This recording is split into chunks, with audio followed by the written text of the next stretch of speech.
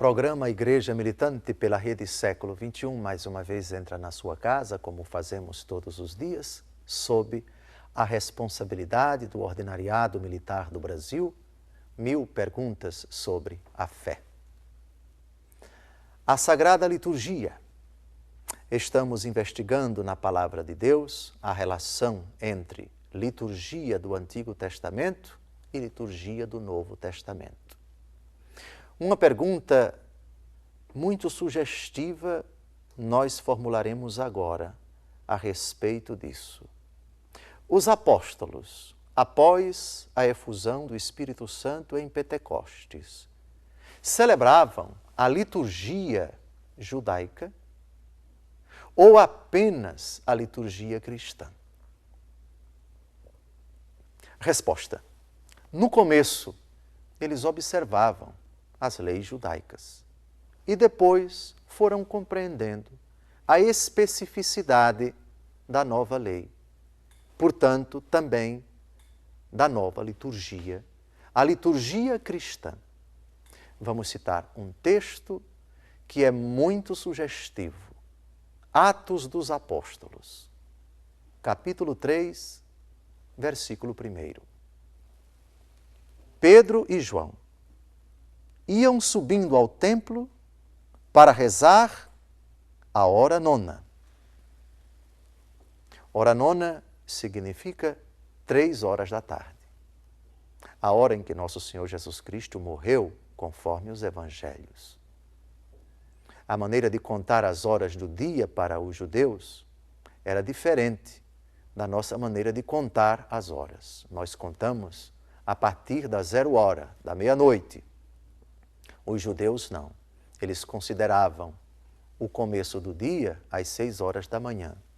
Por isso, 9 horas da manhã é a hora terça para eles. Meio-dia para nós, 12 horas, hora sexta para eles. 3 horas da tarde, para nós, é a hora nona. Os dois iam subindo para rezar no templo, conforme o costume dos judeus.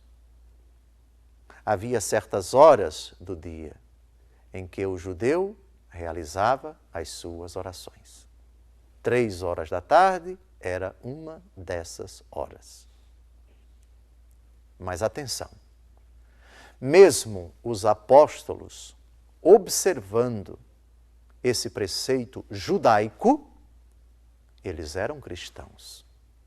Foi paulatinamente que a igreja se afastou do templo e passou a celebrar o culto cristão nas casas. Nós vamos perceber isto no próximo programa.